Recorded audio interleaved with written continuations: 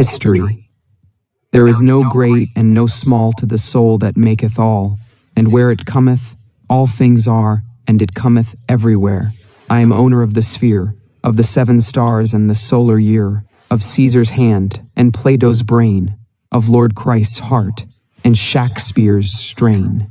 There is one mind common to all individual men. Every man is an inlet to the same, and to all of the same. He that is once admitted to the right of reason is made a freeman of the whole estate. What Plato has thought, he may think. What a saint has felt, he may feel. What at any time has befallen any man, he can understand. Who hath access to this universal mind is a party to all that is or can be done, for this is the only and sovereign agent. Of the works of this mind, history is the record. Its genius is illustrated by the entire series of days. Man is explicable by nothing less than all his history. Without hurry, without rest, the human spirit goes forth from the beginning to embody every faculty, every thought, every emotion which belongs to it in appropriate events. But the thought is always prior to the fact. All the facts of history pre-exist in the mind as laws.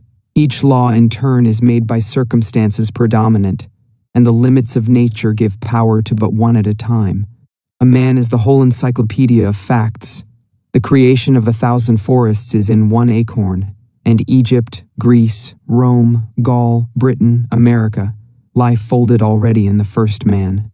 Epoch after epoch, camp, kingdom, empire, republic, democracy are merely the application of his manifold spirit to the manifold world. This human mind wrote history, and this must read it. The Sphinx must solve her own riddle. If the whole of history is in one man, it is all to be explained from individual experience. There is a relation between the hours of our life and the centuries of time.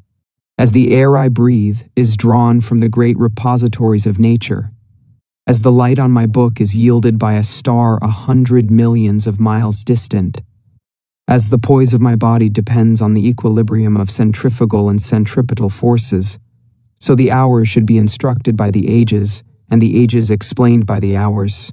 Of the universal mind, each individual man is one more incarnation. All its properties consist in him. Each new fact in his private experience flashes a light on what great bodies of men have done, and the crises of his life refer to national crises. Every revolution was first a thought in one man's mind, and when the same thought occurs to another man, it is the key to that era.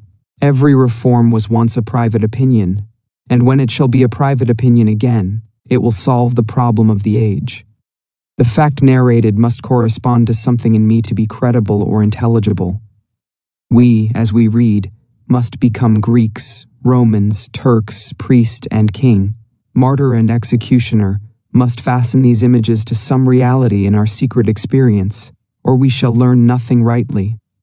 What befell Asdrubal or Caesar Borgia is as much an illustration of the mind's powers and deprivations as what has befallen us.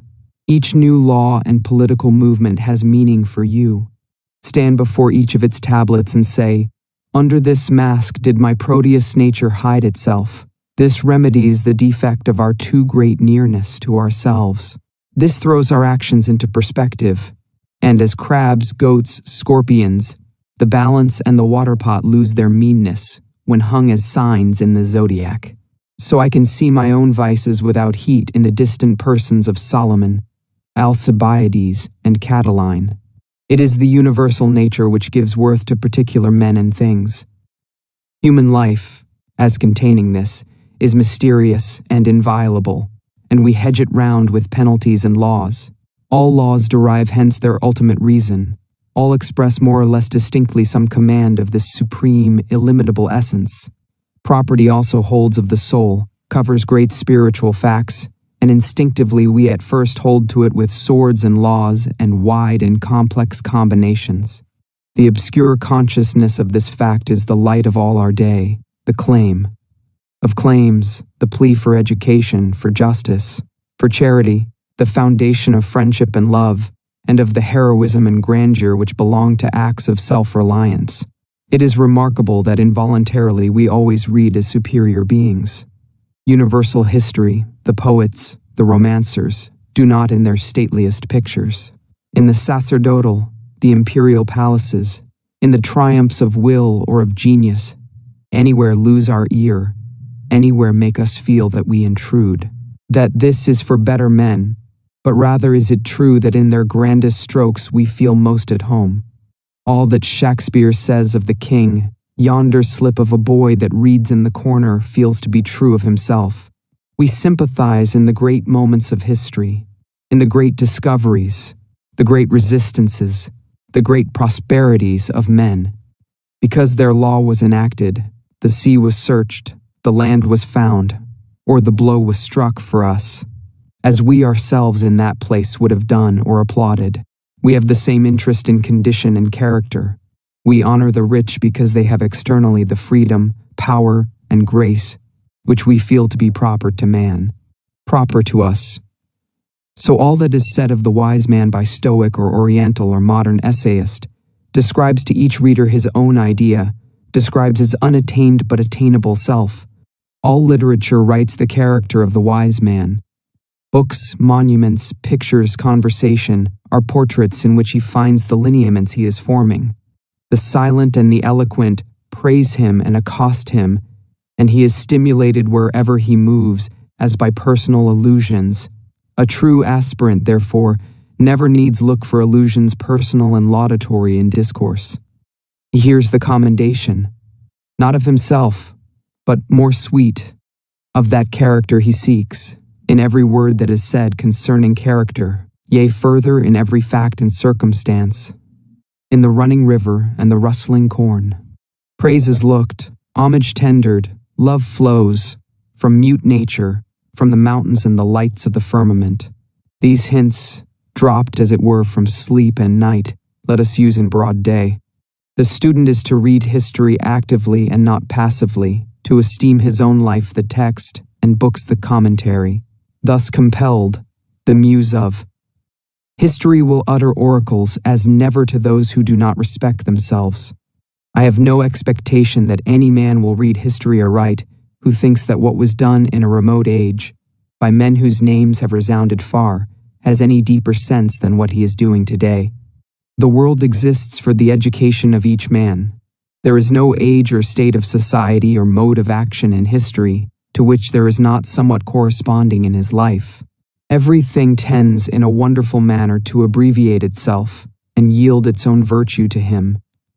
He should see that he can live all history in his own person.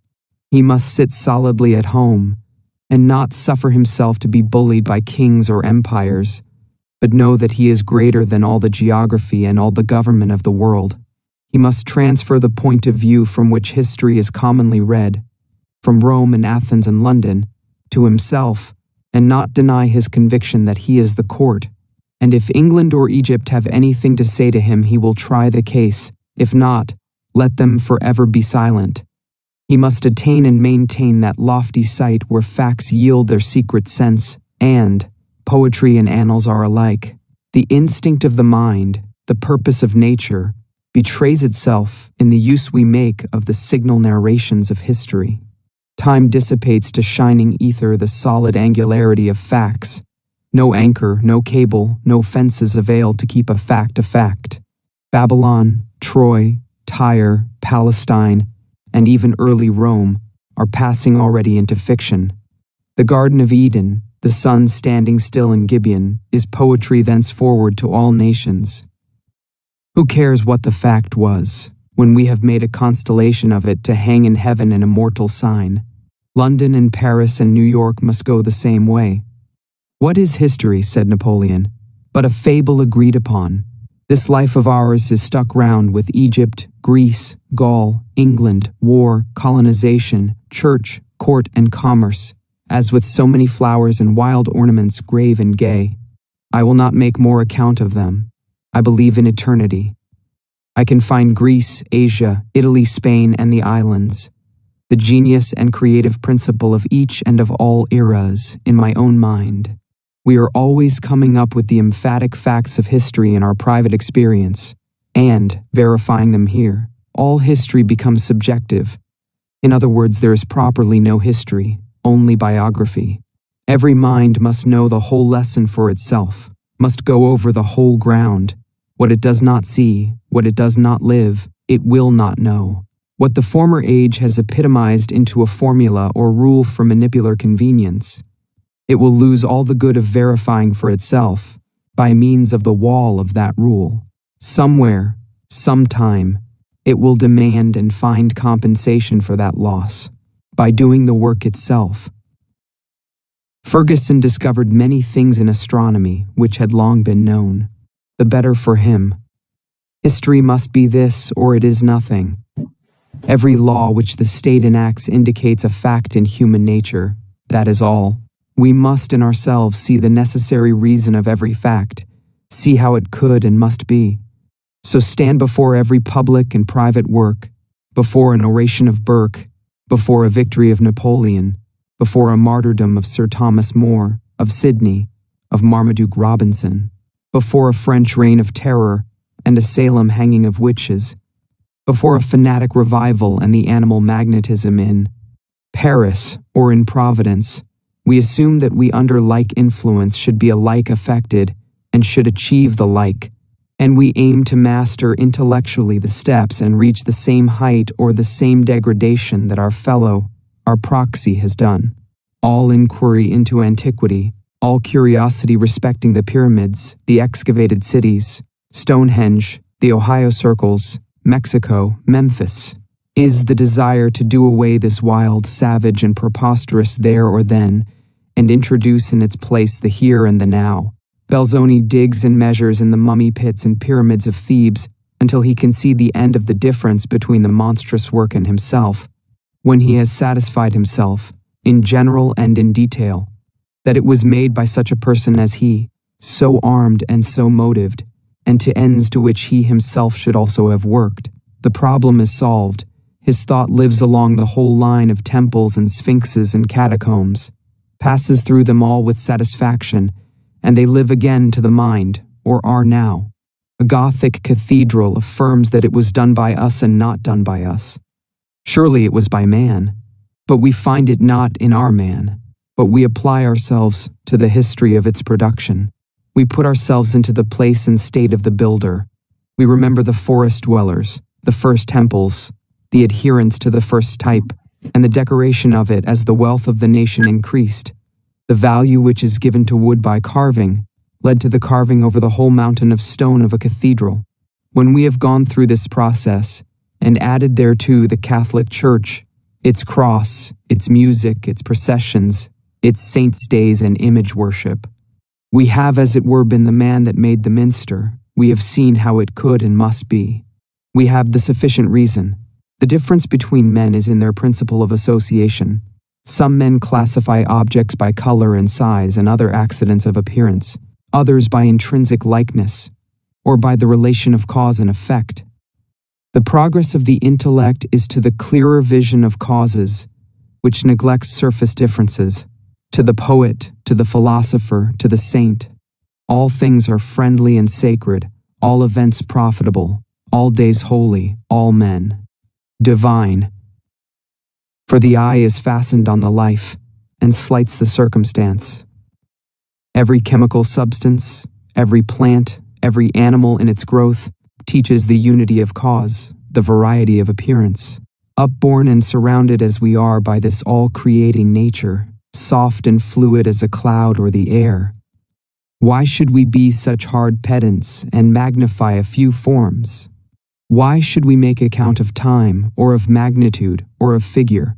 The soul knows them not, and genius, obeying its law, knows how to play with them as a young child plays with graybeards and in churches.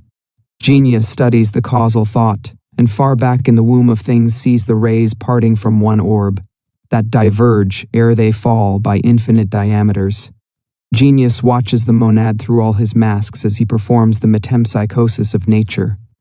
Genius detects through the fly, through the caterpillar, through the grub, through the egg, the constant individual, through countless individuals the fixed species, through many species the genus, through all genera the steadfast type, Through all the kingdoms of organized life, the eternal unity, nature is a mutable cloud which is always and never the same. She casts the same thought into troops of forms, as a poet makes 20 fables with one moral. Through the bruteness and toughness of matter, a subtle spirit bends all things to its own will. The adamant streams into soft but precise form before it, and whilst I look at it, its outline and texture are changed again. Nothing is so fleeting as form, yet never does it quite deny itself. In man we still trace the remains or hints of all that we esteem badges of servitude in the lower races, yet in him they enhance his nobleness and grace. As Io in Aeschylus, transformed to a cow, offends the imagination, but how changed when as Isis in Egypt, she meets Osiris Jove, a beautiful woman with nothing of the metamorphosis left, but the lunar horns as the splendid ornament of her brows. The identity of history is equally intrinsic, the diversity equally obvious. There is at the surface infinite variety of things. At the center there is simplicity of cause. How many are the acts of one man, in which we recognize the same character? Observe the sources of our information in respect to the Greek genius. We have the civil history of that people, as Herodotus, Thucydides, Xenophon, and Plutarch have given it, a very sufficient account of what manner of persons they were and what they did. We have the same national mind expressed for us again in their literature, in epic and lyric poems, drama, and philosophy, a very complete form. Then we have it once more in their architecture, a beauty as of temperance itself, limited to the straight line and the square, a builded geometry. Then we have it once again in sculpture, the tongue on the balance of expression, a multitude of forms in the utmost freedom of action, and never transgressing the ideal serenity, like votaries performing some religious dance before the gods, and though in convulsive pain or mortal combat, never daring to break the figure and decorum of their dance.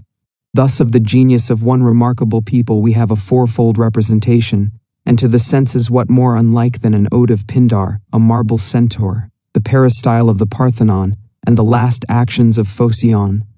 Every one must have observed faces and forms which, without any resembling feature, make a like impression on the beholder. A particular picture or copy of verses, if it do not awaken the same train of images, will yet superinduce the same sentiment as some wild mountain walk, although the resemblance is nowise obvious to the senses, but is occult and out of the reach of the understanding. Nature is an endless combination and repetition of a very few laws. She hums the old well-known air through innumerable variations. Nature is full of a sublime family likeness throughout her works, and delights in startling us with resemblances in the most unexpected quarters.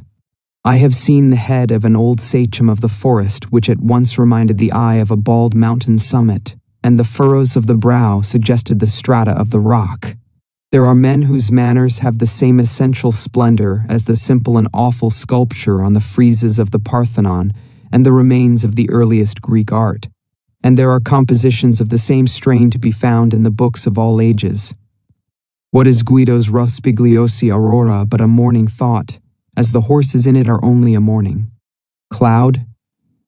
If any one will but take pains to observe the variety of actions to which he is equally inclined in certain moods of mind, and those to which he is averse, he will see how deep is the chain of affinity. A painter told me that nobody could draw a tree without in some sort becoming a tree, or draw a child by studying the outlines of its form merely, but by watching for a time his motions and plays.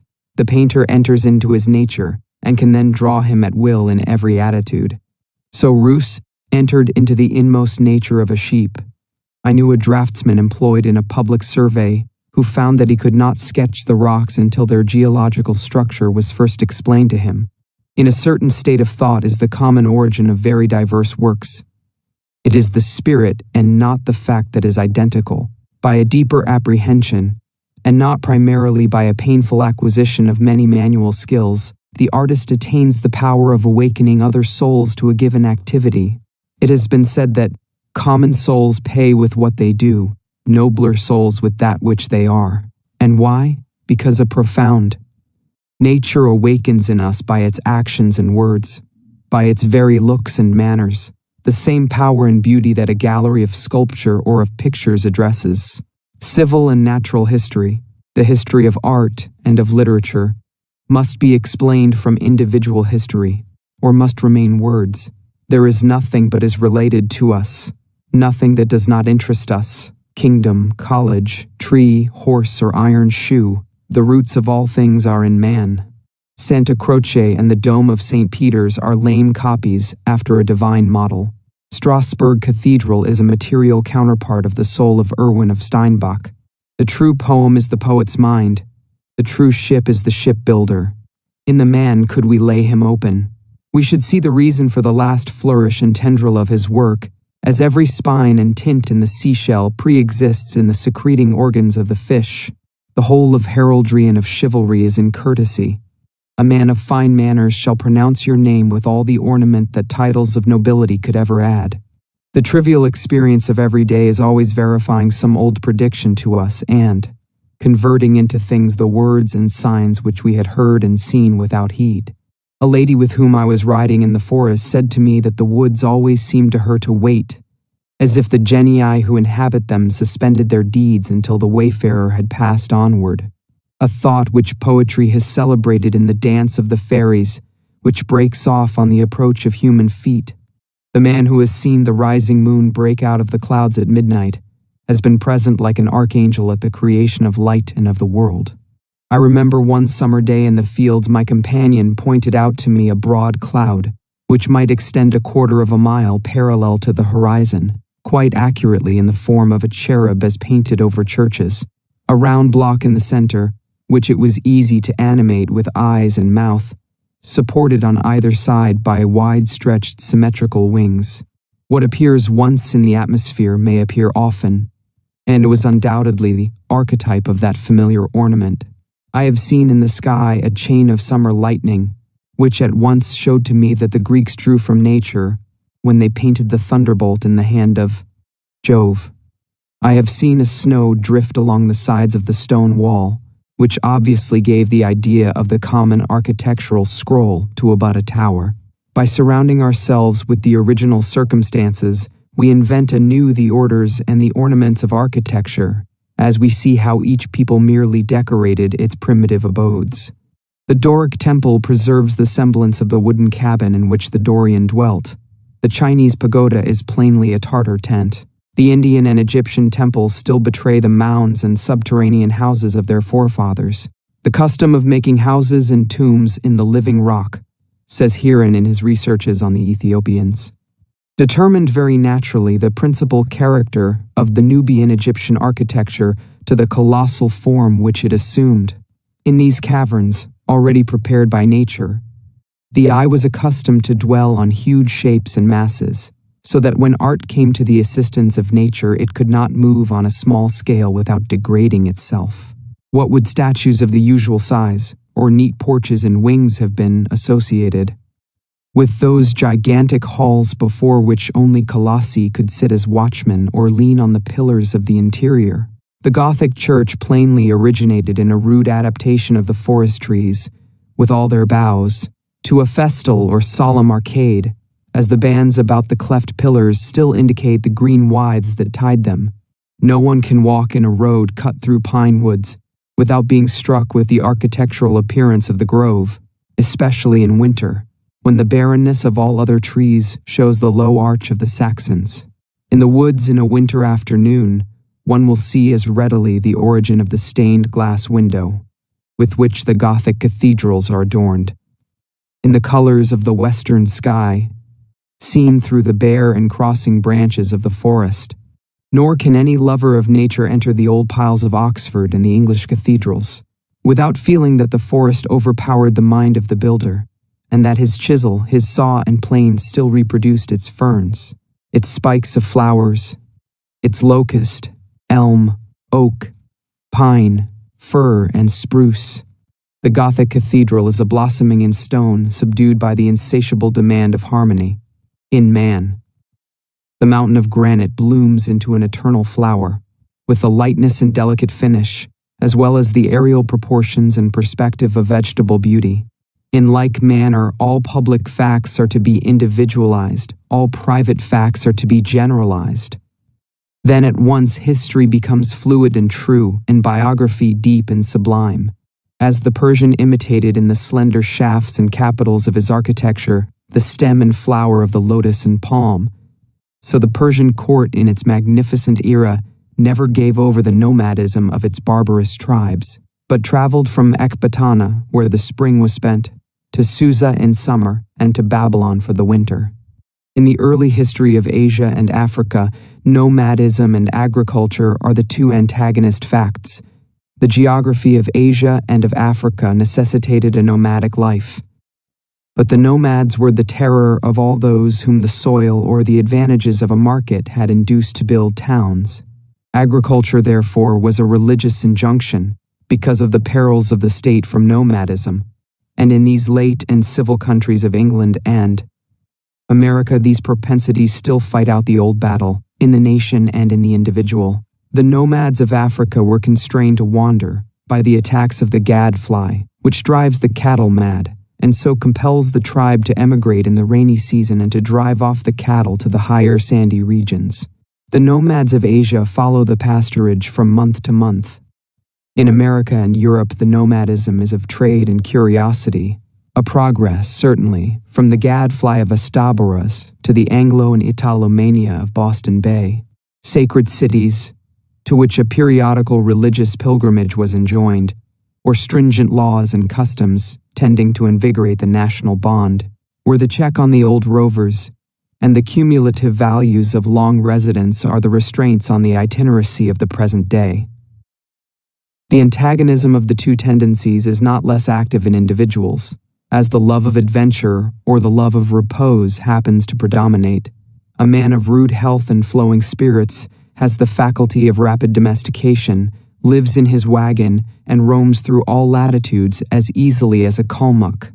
At sea, or in the forest, or in the snow, he sleeps as warm, dines with as good appetite, and associates as happily as beside his own chimneys. Or perhaps his facility is deeper seated in the increased range of his faculties of observation, which yield him points of interest wherever fresh objects meet his eyes. The pastoral nations were needy and hungry to desperation, and this intellectual nomadism, in its excess, bankrupts the mind through the dissipation of power on a miscellany of objects. The homekeeping wit, on the other hand, is that continence or content which finds all the elements of life in its own soil, and which has its own perils of monotony and deterioration, if not stimulated by foreign infusions. Everything the individual sees without him corresponds to his states of mind, and everything is in turn intelligible to him, as his onward thinking leads him into the truth to which that fact or series belongs. The primeval world, the foreworld, as the Germans say, I can dive to it in myself as well as grope for it, with researching fingers in catacombs, libraries, and the broken reliefs and torsos of ruined villas. What is the foundation of that interest all men feel in Greek history, letters, art, and poetry, in all its periods from the heroic or Homeric age down to the domestic life of the Athenians and Spartans, 4 or 5 centuries later? What but this, that every man passes personally through a Grecian period. The Grecian state is the era of the bodily nature, the perfection of the senses, of the spiritual nature unfolded in strict unity with the body.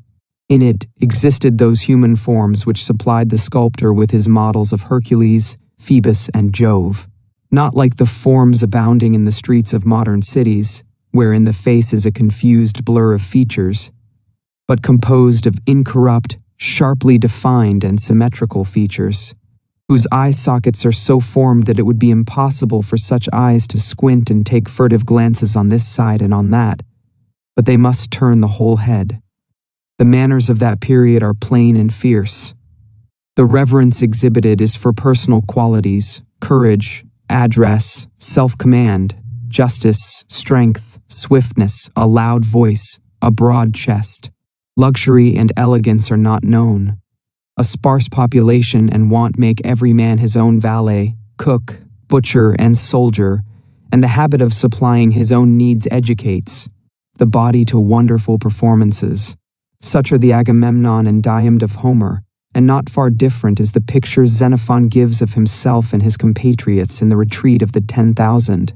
After the army had crossed the river Teleboas in Armenia, there fell much snow, and the troops lay miserably on the ground covered with it. But Xenophon arose naked, and taking an axe, began to split wood, whereupon others rose and did the like. Throughout his army exists a boundless liberty of speech. They quarrel for plunder, they wrangle with the generals on each new order, and Xenophon is as sharp-tongued as any and sharper-tongued than most, and so gives as good as he gets. Who does not see that this is a gang of great boys, with such a code of honor and such lax discipline as great boys have?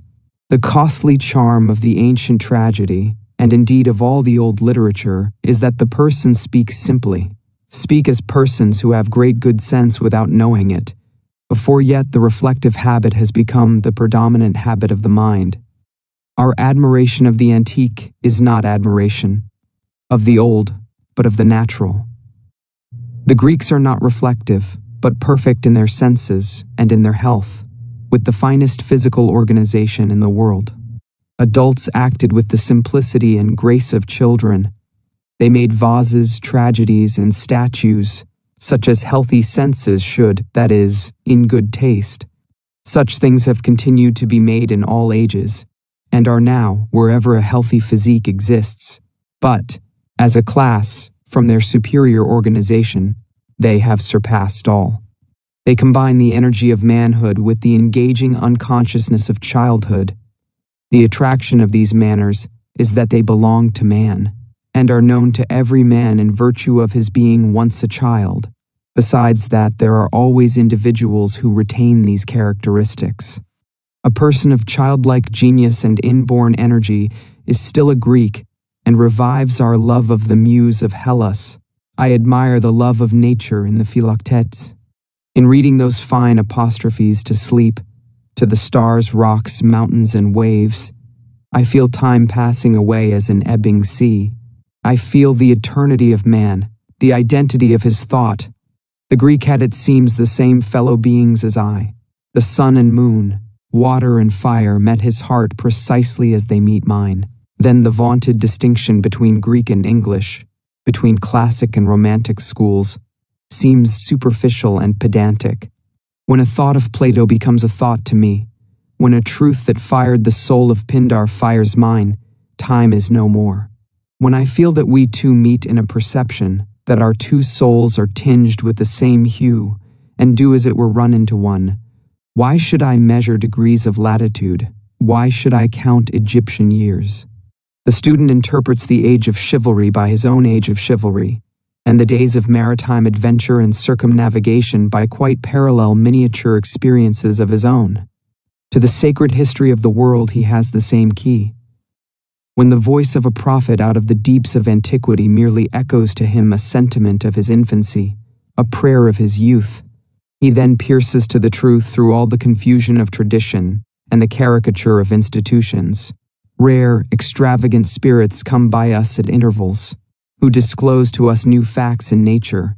I see that men of God have from time to time walked among men, and made their commission felt in the heart and soul of the commonest hearer.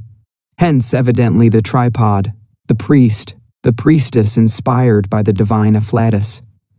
Jesus astonishes and overpowers sensual people. They cannot unite him to history or reconcile him with themselves. As they come to revere their intuitions and aspire to live hollowly, their own piety explains every fact, every word. How easily these old worships of Moses, of Zoroaster, of Menu, of Socrates, domesticate themselves in the mind. I cannot find any antiquity in them. They are mine as much as theirs. I have seen the first monks and anchorites, without crossing seas or centuries. More than once some individual has appeared to me with such negligence of labor and such commanding contemplation, a haughty beneficiary begging in the name of God, as made good to the 19th century Simeon the Stylite, the Thebais, and the first Capuchins, The priestcraft of the East and West, of the Magian, Brahmin, Druid, and Inca, is expounded in the individual's private life.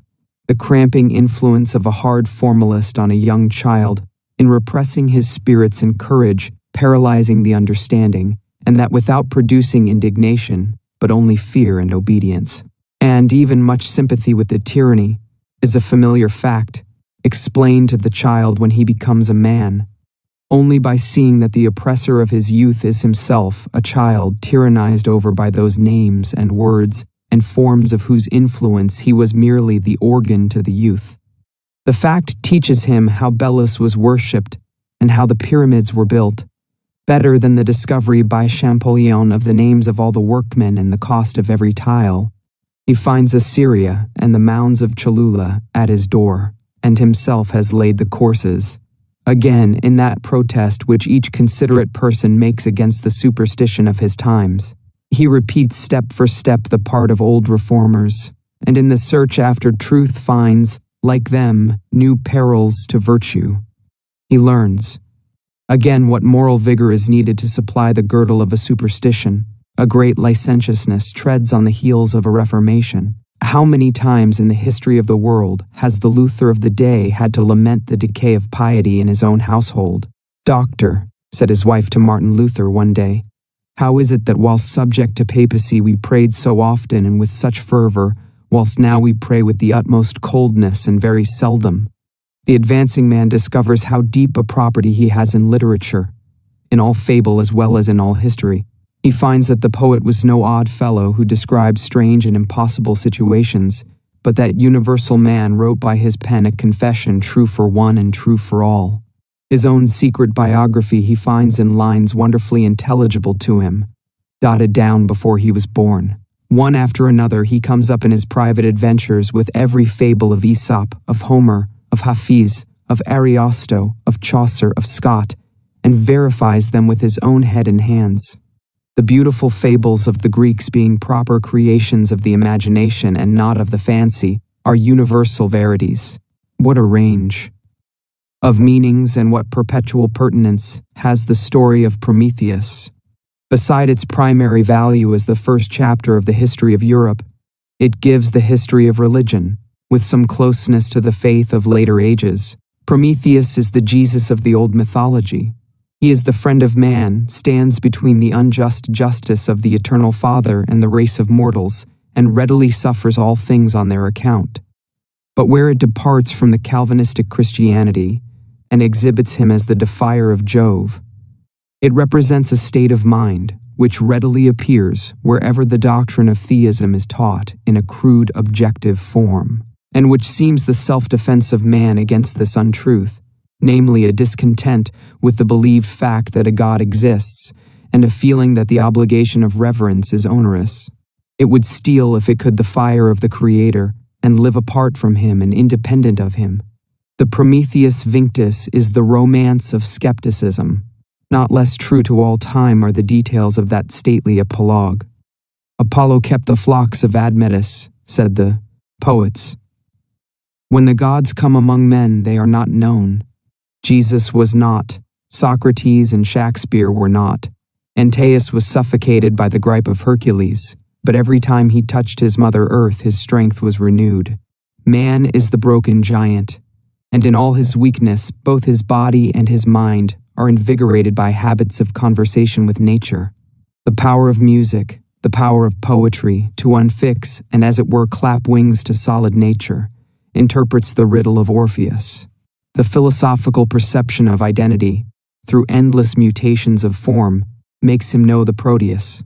What else am I who laughed or wept yesterday, who slept last night like a corpse, and this morning stood and ran? And what see I on any side but the transmigrations of Proteus? I can symbolize my thought by using the name of any creature, of any fact, because every creature is man agent or patient.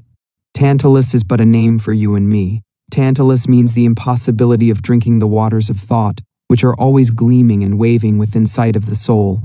The transmigration of souls is no fable. I would it were, but men and women are only half human.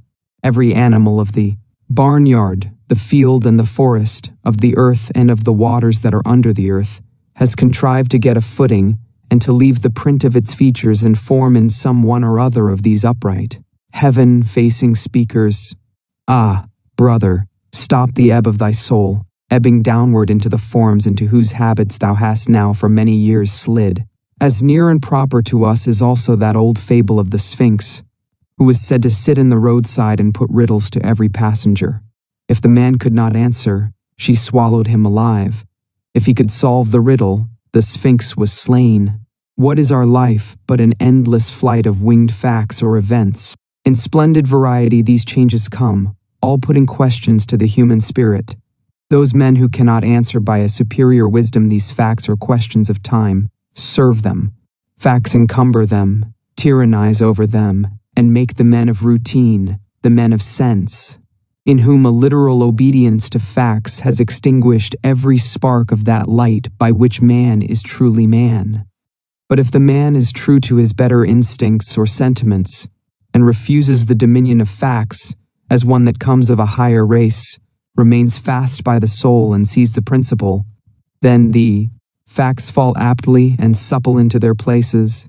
They know their master, and the meanest of them glorifies him. See in Goethe's Helena the same desire that every word should be a thing. These figures, he would say, these chirons, griffins, Phorcys, Helen and Leda, are somewhat, and do exert a specific influence on the mind. So far, then, are they eternal entities, as real today as in the first Olympiad. Much revolving them, he writes out freely his humor, and gives them body to his own imagination. And although that poem be as vague and fantastic as a dream, yet is it much more attractive than the more regular dramatic pieces of the same author, for the reason that it operates a wonderful relief to the mind from the routine of customary images, awakens the reader's invention and fancy by the wild freedom of the design, and by the unceasing succession of brisk shocks of surprise. The universal nature, too strong for the petty nature of the bard, sits on his neck and writes through his hand, so that when he seems to vent a mere caprice and wild romance, the issue is an exact allegory. Hence Plato said that poets utter great and wise things which they do not themselves understand. All the fictions of the Middle Age explain themselves as a masked or frolic expression of that which in grave earnest the mind of that period toiled to achieve. Magic and all that is ascribed to it is a deep presentiment of the powers of science. The shoes of swiftness, the sword of sharpness, the power of subduing the elements, of using the secret virtues of minerals, of understanding the voices of birds, are the obscure efforts of the mind in a right direction. The preternatural prowess of the hero, the gift of perpetual youth and the like, are alike the endeavor of the human spirit to bend the shows of things to the desires of the mind.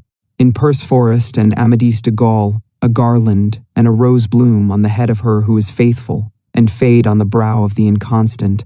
In the story of the boy and the mantle, even a mature reader may be surprised with a glow of virtuous pleasure at the triumph of the gentle Vanellas, and indeed all the postulates of elfin annals, that the fairies do not like to be named, that their gifts are capricious and not to be trusted, that who seeks a treasure must not speak, and the like, I find true in Concord, however they might be in Cornwall or Bretagne.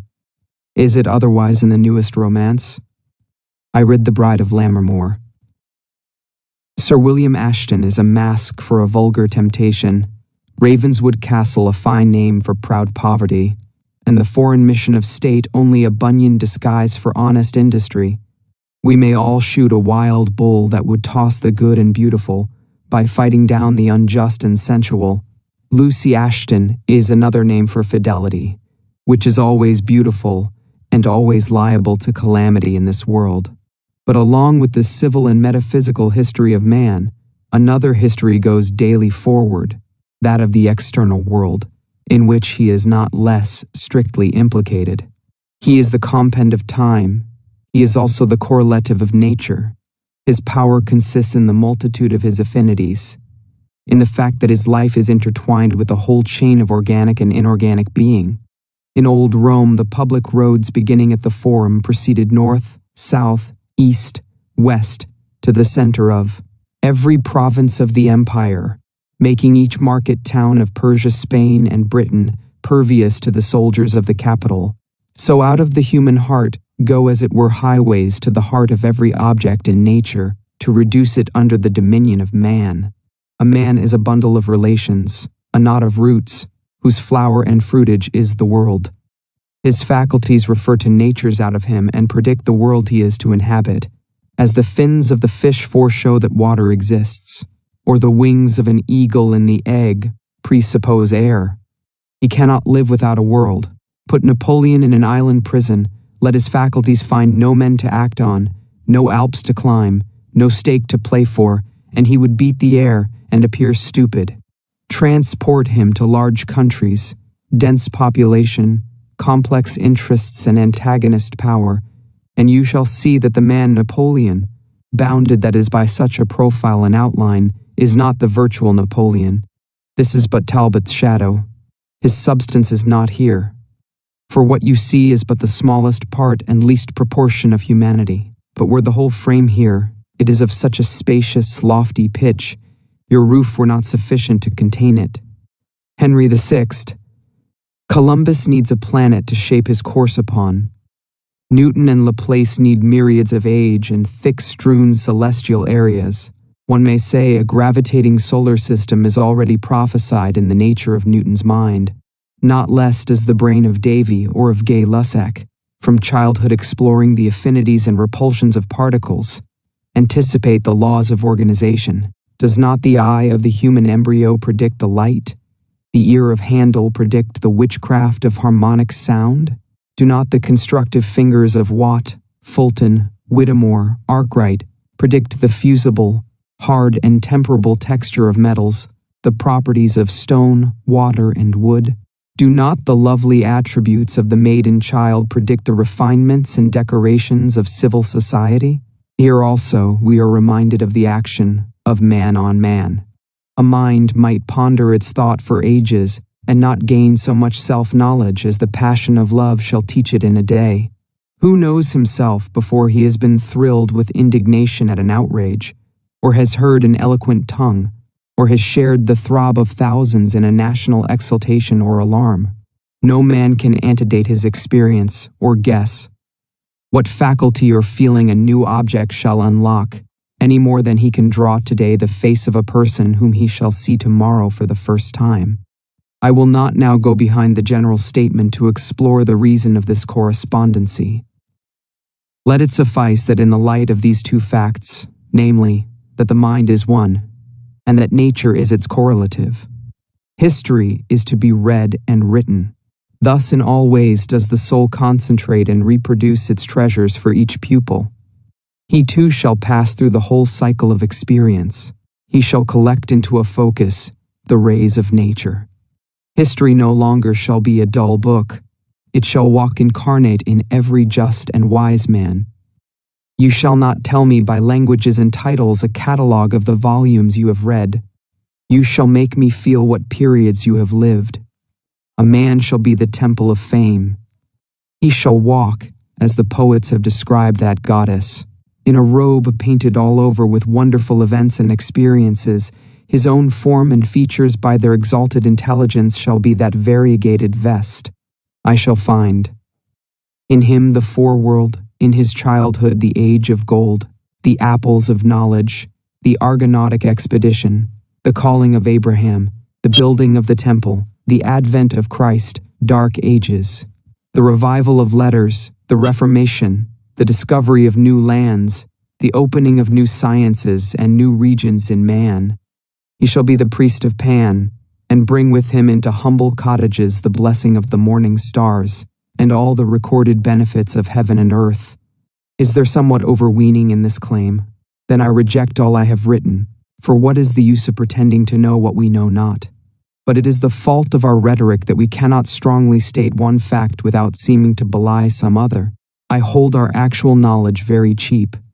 Hear the rats in the wall, see the lizard on the fence, the fungus underfoot, the lichen on the log. What do I know sympathetically, morally, of either of these worlds of life?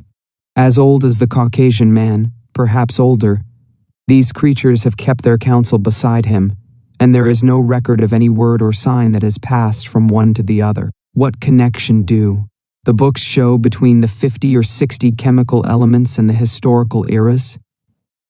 Nay, what does history yet record of the metaphysical annals of man? What light does it shed on those mysteries which we hide under the names death and immortality?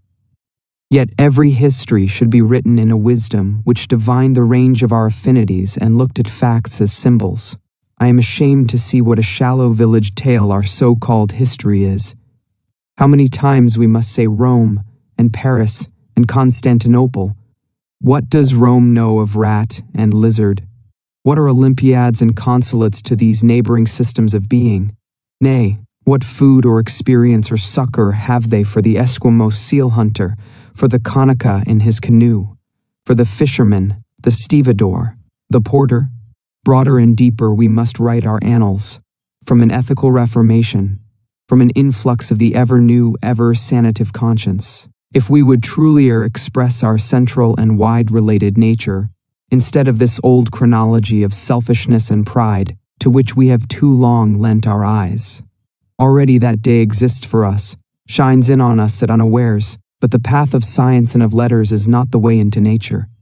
The idiot, the Indian, the child and unschooled farmer's boy stand nearer to the light by which nature is to be read than the dissector or the antiquary.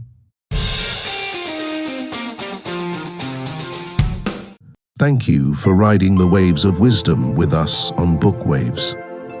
If you enjoyed this audiobook, let us know by giving it a thumbs up and sharing your favorite part in the comments below. Don't forget to subscribe and turn on notifications to stay tuned for more life-changing audiobooks and insights. Keep growing, keep learning, and remember, every great wave starts as a ripple. See you in the next chapter.